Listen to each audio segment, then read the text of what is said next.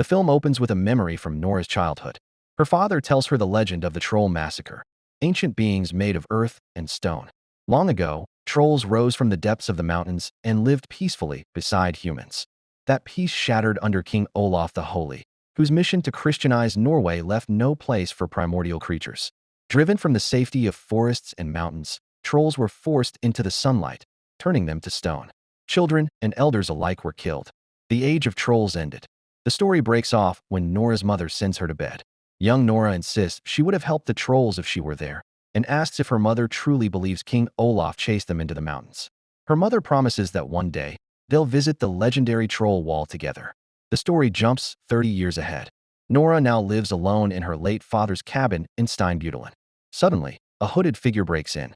Seeing hot tea on the table, he knows she's home, but Nora ambushes him from behind and nearly stabs him, until she realizes it's her old friend Andreas. He scans the books she's been reading and asks what she's been working on. Nora snatches them away, demanding to know why he came. Andreas reveals he has classified news, something they've discovered. They take a helicopter to Vemork. At the power station, Nora meets Professor Mahler and Wangel, who take her inside the lab. There, she sees a secret project built around a hibernating troll discovered centuries ago. They call it Jotun, after the primeval giants of myth, though Andreas jokingly calls it Megatroll. Professor Mahler explains that UV lights have been installed around the creature, strong enough to turn it to stone instantly. The project leader, Professor Radani, arrives and immediately disapproves of Nora's involvement. Andreas argues that they need answers soon or the entire project will be shut down. For 2 years, they have studied Jotun, but he has not awakened, only a faint pulse. His DNA matches nothing on Earth. Later, Andreas introduces Nora to his pregnant wife, Siggy, and shows her the ancient St. Olaf's troll law, dated 1030, though a crucial piece is missing. Mahler admits they believe there are more trolls out there. If another one goes berserk, they need someone who thinks differently, someone like Nora. Feeling uneasy, Nora excuses herself but instead sneaks deeper into the restricted areas of the facility. She rides the elevator up to the creature's platform, stopping directly in front of its enormous face. Quietly, she reaches out and touches it, then instinctively hums the lullaby her mother taught her. A guard detects a strange vibration from the troll. Just as Nora steps back, Jotun jolts awake. Chaos erupts. Mahler orders the UV lights activated. Radani refuses. Now that the troll has awakened, destroying it is unthinkable. She spills coffee onto the switching panel, breaking it. Panicked, Jotun thrashes violently. Nora dives into the elevator, but is thrown to the floor as the troll smashes through the chamber. Andreas helps her escape. Mahler pockets a small stone fragment from the shattered table. The troll breaks free completely and rampages through the facility. Nora, Siggy, Andreas, and Radani flee just moments before casualties would follow. Jotun bursts out of the lab and disappears into the wilderness. They report to the military base. Major Chris arrives to escort them to the officials. When the Prime Minister arrives, the debate begins. Radani wants containment, arguing that a living troll is an unprecedented scientific opportunity. Nora warns that trolls follow instinctive, ancient logic, not mindless aggression. But the Prime Minister prioritizes Norwegian safety and orders the creature terminated. Major Chris briefs the soldiers. Later, Nora approaches Chris and his colleague Amir, requesting to join the mission. Reluctantly, Chris agrees, under strict conditions. Andreas joins as well. The team deploys using the newly developed military Suna helicopters, equipped with powerful UV lights specifically for troll hunting. Radani suits up to join the mission. Andreas bids a heartfelt goodbye to Siggy, promising he'll return. The team lifts off in 2 helicopters. In Hemsedal, a party is underway. Music, dancing, laughter. Suddenly, the building trembles. The troll crashes through the walls. People stare and lift their phones, recording. The creature attacks, grabbing victims one by one. Some escape, many do not. The military arrives swiftly, activating their UV lights. They strike the troll once, then again. Enraged, the troll uproots a massive electric pole and hurls it at Amir's helicopter. The chopper spirals out of control. Amir says a final goodbye to Chris before crashing to the ground. Filled with rage and heartbreak, Chris screams in anguish, ready to charge at the troll. Nora steps in quickly, urging him not to act out of anger. As she tries to calm him, Chris and the troll exchange tense, lingering glances. Realizing there's nothing more to do, the troll turns and walks away into the distance. At the crash site, Chris kneels beside the wreckage. He speaks softly about how close he and Amir were, saying his final goodbye. Radani, shaken, argues with Nora, admitting she never knew trolls could be so ruthless. Nora reminds her that not all trolls are the same. This one behaves nothing like the troll in Oslo. Maybe, she suggests, the creature is seeking revenge for what humans did to his kind centuries ago.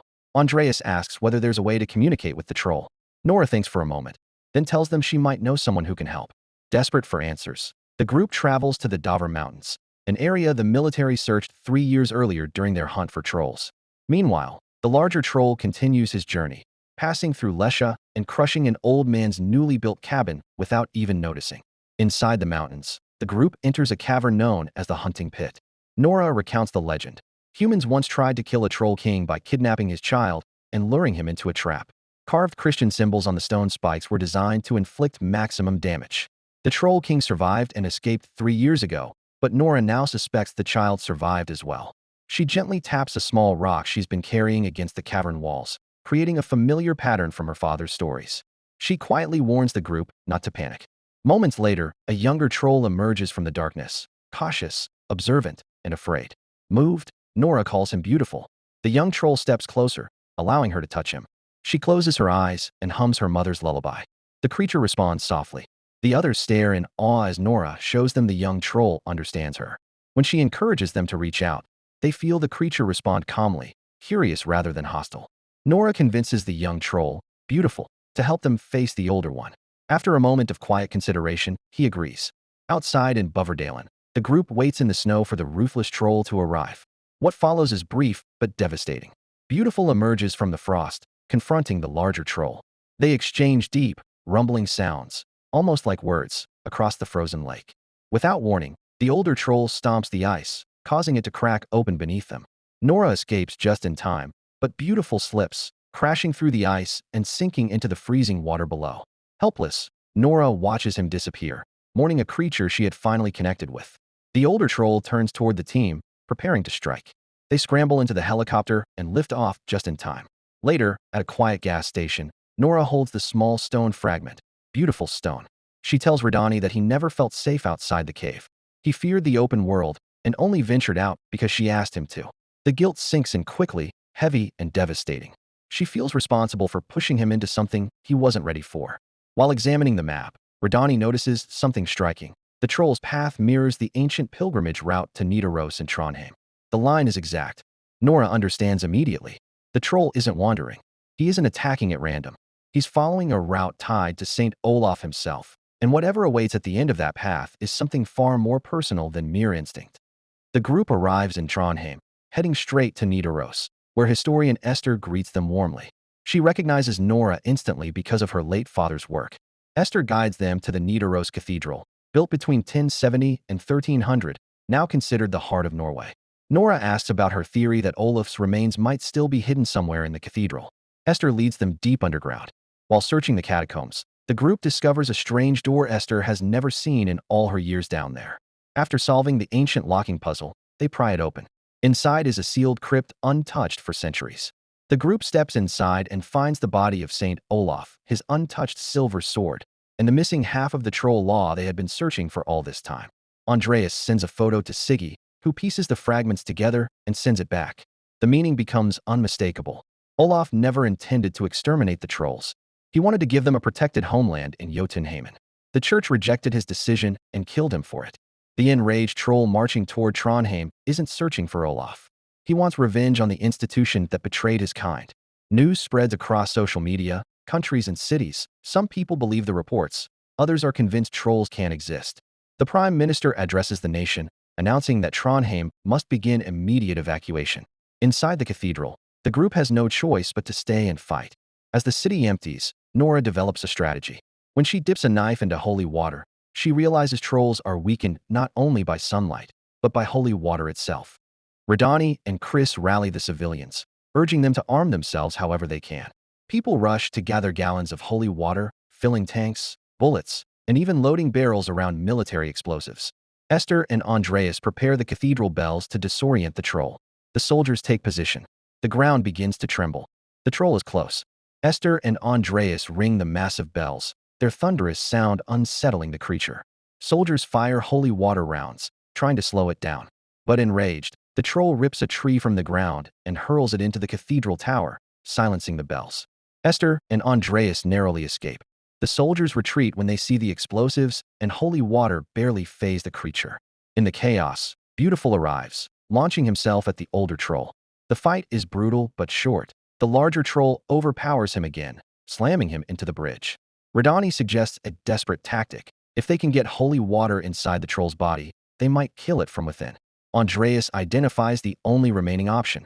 They must drop an explosive directly into the troll's mouth from above. Nora and Radani shoot at the creature to keep it distracted, but their bullets do nothing. The helicopter rises into position, but the detonator slips and crashes to the ground. Now there's only one way left. Someone must jump with the explosive and pull the pin on the way down. Andreas volunteers. He calls Siggy one last time, saying his final goodbyes. Then he leaps from the helicopter and pulls the grenade pin mid-fall. The troll swallows him instantly. A beat passes. Then, the explosion ignites from inside, burning through the creature's core. Its skin begins to crack and crumble into stone. Beautiful rises one last time, tears the older troll's heart out, and ends him. The film closes somberly. Esther unveils a new historical exhibit re-examining Olaf's true legacy, shaped by the revelations found in the crypt. At Nora's cabin, Chris, Radani, and Siggy gather with Siggy's newborn while Nora reads passages from Andreas's book. His voice narrates over scenes of grief, healing, and the fragile beginnings of new life. A soft thump catches her attention. Nora steps outside. Beautiful walks past the cabin, alive, unafraid, finally belonging to the open world. He pauses, checking that Nora is safe, then continues toward the mountains. The movie ends. Thanks for watching. Make sure to like and subscribe for more recaps.